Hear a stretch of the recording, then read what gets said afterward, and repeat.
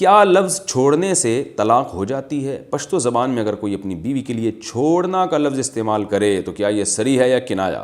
بعض مفتی حضرات کہتے ہیں کنایا ہے، کچھ کہتے ہیں کہ صریح ہے۔ اس بارے میں رہنمائی فرمائیں سدید صاحب سواس سے۔ دیکھیں پشتو زبان میں طلاق کے الفاظ جو استعمال ہوتے ہیں تو یہ پشتو اسپیکنگ مولانا صاحب اس کا صحیح جواب دے سکتے ہیں، کیونکہ لغت جو ہے نا، لغت میں کون سے الفاظ کس زبان میں کس لفظ کے لیے وضع کیے گئے ہیں یہ اہل زبان زیادہ جانتے ہیں۔ تو میرے پاس اگر کوئی طلاق کا مسئلہ آتا ہے کہ سندھی میں کسی نے طلاق دی ہے تو میں ان علماء کی طرف اس کو بھیج دیتا ہوں جو اندرون سندھ میں ہیں یا سندھ میں ہیں، جن کی زبان مادری زبان سندھی ہے، وہ اس کا جواب زیادہ اچھا دے سکتے ہیں۔ کسی نے بلوچی میں طلاق دی ہے تو وہ پھر میں ان علماء کو کی طرف بھیج دیتا ہوں جو بلوچستان میں جو بلوچی سمجھتے ہیں، جو کوئی بروہی میں طلاق دے رہا ہے۔ تو اگر کوئی پشتو میں طلاق دیتا ہے تو میرے پاس ایسا کوئی بھی مسئلہ آتا ہے تو ہمارے جامع میں جو پٹھان علماء ہیں، پٹھان تو ہم بھی ہیں لیکن ظاہر ہے پشتو میری مدر لینگویج نہیں ہے، تو ہم چونکہ انڈیا میں رہنے کی وجہ سے اردو اسپیکنگ بن چکے ہیں، تو وہ جو سچی مچی کے جو یعنی پٹھان سے میری مراد جن کی مدر لینگویج پشتو ہو، ان علماء سے آپ پوچھیں، وہ جو کہیں گے وہ جواب آپ کے لیے قابل اطمینان ہوگا۔ اگر ان کی رائے میں اختلاف ہو رہا ہے تو پھر یہ دیکھیں کہ جو عرف کو زیادہ سمجھتے ہیں نا اس کی رائے کو فالو کیا جائے گا، کیونکہ طلاق کے مسائل میں عرف کا بڑا گہرا تعلق ہوتا ہے۔ تو وہ علماء جو عوام میں گھومتے پھرتے ہیں پشتو اسپیکنگ میں، جو عوام کا عرف جانتے ہیں، ان علماء کی رائے اس معاملے میں زیادہ معتبر ہوگی۔ ان سے مسئلہ پوچھیں آپ، یہ وہ اخپل طریقے سے آپ کو بتائیں گے انشاءاللہ۔ کیا مہنگا سامان بتا کر پیسے لے سکتے ہیں؟ میں گاڑی چلاتا ہوں، مجھے کوئی سامان لانے کے لیے بھیجتا ہے تو دکاندار میری پہچان کی وجہ سے خاص مجھے 350 کا سامان 325 میں دے، تو کیا وہ زائد پیسے رکھنا میرے لیے جائز ہوگا یا نہیں؟ مسیح اللہ بمبئی سے۔ یہ بہت اہم مسئلہ ہے بھائی، سمجھیں اس کو اچھی طرح سے، کہ جب آپ کو کوئی چیز کسی نے خریدنے کے لیے بھیجی اور دکان والے نے آپ کو سستی دی ہے تو آپ وہ اضافی پیسے نہیں رکھ سکتے، اگرچہ اس نے آپ کے تعلق کی بیس پر وہ سستی کی ہے۔ وجہ اس کی ہے کہ جس نے آپ کو خریدنے کے لیے بھیجا آپ اس کے وکیل ہیں، تو ڈسکاؤنٹ جو ہے نا وہ وکیل کے ساتھ نہیں ہوتا، وہ موکل کے ساتھ ہوتا ہے۔ تو اگرچہ آپ کے تعلق کی بیس پر اس نے کمی کی ہے، لیکن یہ کمی کا فائدہ اس کو ہوگا جس نے آپ کو چیز خریدنے کے لیے بھیجا ہے۔ تو دکاندار سے آپ صاف لفظوں میں کہہ دیں بھائی چیز جو ہے نا جتنے کی ہے اتنے کی دو، تم الگ سے مجھے 50 روپے پکڑا دو، تمہاری بڑی نوازش ہوگی۔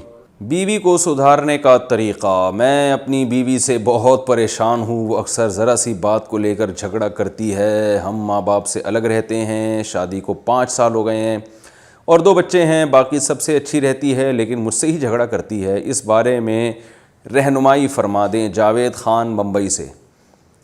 بڑا ٹپیکل قسم کا سوال پوچھا ہے آپ نے، بلکہ ٹیکنیکل قسم کا۔ بھائی اگر آپ کے پاس کوئی ایسا طریقہ ہو تو آپ پلیز مجھے بھی بتائیے گا۔ یہ تو وہ ایسی چیز ہے جو گوگل بھی نہیں بتاتا۔ اگر آپ گوگل پہ لکھیں نا بیوی کو قابو کرنے کا یا سدھارنے کا طریقہ، تو گوگل میں ایرر آ جائے گا یا پھر آئے گا کہ بھائی ابھی تک ہم ریسرچ کر رہے ہیں، اگر آپ کے پاس کوئی طریقہ ہو تو پلیز ہمیں بھی بتائیے۔ تو جاوید بھائی بس کیا کہہ سکتے ہیں، محبت سے کوشش کریں سدھارنے کی، اور میں اس بارے میں کچھ نہیں کہہ سکتا، ہر ایک کے حالات مختلف ہوتے ہیں۔ آخری حربہ ہے کہ پولیس کو بتائیں پھر آپ، ٹھیک ہے نا، کسی بھی طریقے سے اگر نہیں سدھرتی۔ کیا غریب والدین کو زکوٰۃ دے سکتے ہیں؟ میں نے والدین کو بتائے بغیر کچھ پیسے جمع کیے ہوئے ہیں، کیا ان پیسوں پر زکوٰۃ فرض ہوگی؟ ہم کرائے پر رہتے ہیں، گھر کی حالت نازک ہے، کیا میں زکوٰۃ کے پیسوں کو اپنے گھر والوں کو ہی دے سکتا ہوں؟ اگر نہیں تو ایک بیوہ خاتون ہے، اس کا شادی شدہ جوان بیٹا ہے، اس پر کچھ قرضہ ہے، میں ان کو دے سکتا ہوں، نیز ان پیسوں پر قربانی واجب ہوگی یا نہیں؟ بھائی زکوٰۃ تو فرض ہوگی اگر وہ نصاب کے برابر ہیں، 52.5 تولہ چاندی کے برابر اگر پیسے ہیں تو زکوٰۃ فرض ہوگی۔ اور رہا مسئلہ والدین کو زکوٰۃ نہیں دے سکتے۔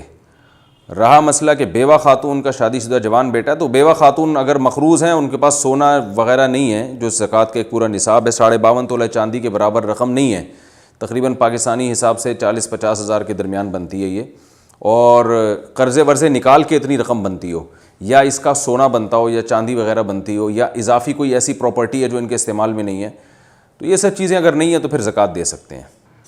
دعائے قنوت کے لیے ہاتھ اٹھانے کا طریقہ۔ وتر میں دعائے قنوت کے لیے ہاتھ بلند کرتے ہوئے پہلے نیچے گرا کر پھر اٹھائیں گے، یا جہاں ہاتھ باندھے ہیں وہیں سے اوپر اٹھائیں گے؟ شاہین صاحبہ انڈیا سے۔ جی ہاتھ باندھے ہیں نا ایسے کر کے، تو یہیں سے اٹھا لیں گے اور پھر ایسے باندھ لیں گے، نیچے نہیں گرائیں گے ہاتھ۔ توڑی ہوئی نماز کیسے قضا کریں؟ اگر 2 رکعت سنت کی نیت باندھیں اور بیچ میں ہی سلام پھیر دیں تو اس کی قضا کس طرح کریں گے؟ آفرین صاحبہ انڈیا سے۔ بھائی سلام پھیرنا بیچ میں جائز نہیں ہے، نماز کو توڑنا بلا شرعی عذر کے، لیکن اگر توڑ دی ہے تو دوبارہ سے پوری نماز پڑھنی پڑے گی، یعنی 2 رکعتیں دوبارہ سے پڑھنی پڑیں گی۔